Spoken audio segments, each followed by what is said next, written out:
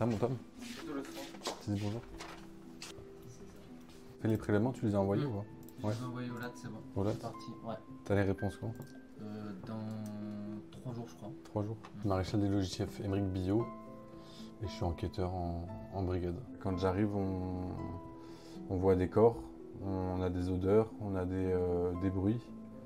On est face à des personnes qui sont témoins et qui sont traumatisées. C'est assez compliqué à expliquer, c'est une scène d'horreur. Ce jour-là, je vois un corps qui se trouve dans un champ. C'est deux conducteurs qui ont eu un choc frontal. Donc on a un conducteur d'une voiture qui perd le contrôle de son véhicule et se retrouve en travers de la chaussée d'un motard. L'un des véhicules a explosé au moment du choc. Et donc voilà ce que je vois, quoi. Un homme qui a pris feu avec de la poudre d'extincteur sur lui parce qu'il y a un témoin qui a essayé de l'éteindre pour le préserver. Et dans un deuxième temps, on voit le conducteur d'une voiture qui s'est retrouvé encastré dans sa voiture, qui a pris feu et qui était complètement carbonisé, quoi.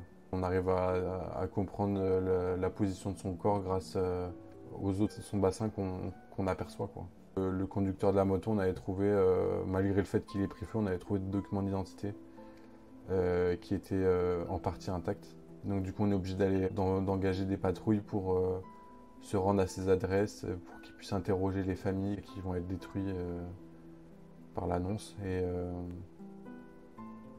on essaye d'être présent avec eux.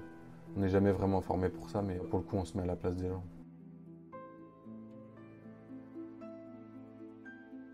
Je me prépare psychologiquement à l'annoncer pour avoir des mots clairs.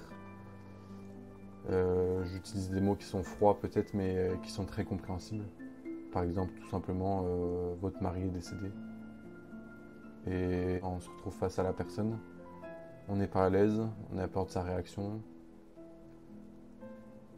On sait qu'on lui enlève une partie d'elle, quoi. On entend des cris, on entend le monde qui s'abat sur eux et sur leur famille. Et on entend leurs enfants qui ne comprennent pas la réaction de leurs parents, qui crient en demandant ce qui se passe. On essaye de leur faire le plus court résumé possible de ce qui s'est passé. Le plus dur à vivre, c'est que personne ne se rend compte de ce qu'on vit. C'est-à-dire que je vais rentrer chez moi le soir, j'aurai mes problèmes à la maison, alors qu'en fait on a vécu le plus gros drame et personne ne peut comprendre quand on constate ce genre de choses, quand on annonce ce genre de choses aux familles.